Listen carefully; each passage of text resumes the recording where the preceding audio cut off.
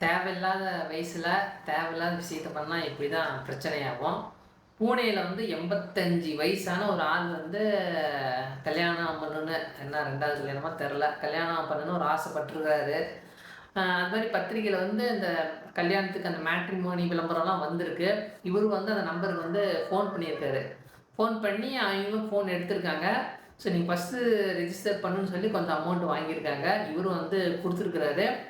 அ phone number amount குடுத்தாச்சுங்களா, அப்ப வந்து அடுத்து வந்து அவரு அந்த ஃப்ராடு வந்து என்ன பண்றாங்கன்னா, அடுத்து வந்து ஒரு பொண்ணு நம்பர் குடுத்து பேச சொல்லுங்க அப்படின்னு பேச சொல்லுங்கன்றாங்க. இவரும் ஃபோன் பண்ணி பேசுறாங்க. அந்த பொண்ணு வந்து பேசுது. ஸோ 2 பேரும் பேசிட்டே இருக்கிறாங்க. அ அந்த பொண்ணு வந்து ஃப்ராடு தான்.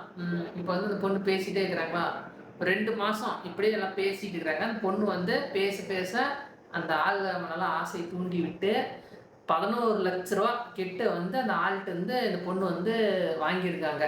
2 மாசத்துல நெறையா கொஞ்சம் கொஞ்சமா பணத்தெல்லாம் வாங்கியிருக்காங்க.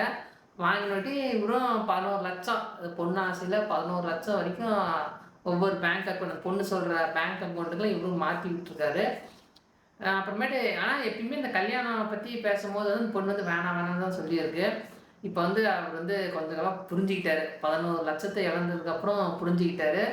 அப்புறமேட்டு அந்த போலீஸ்ல வந்து கம்ப்ளைண்ட் குடுத்துருக்காங்க. இப்ப வந்து போலீஸ் வந்து விசாரிச்சுட்டு இருக்காங்க.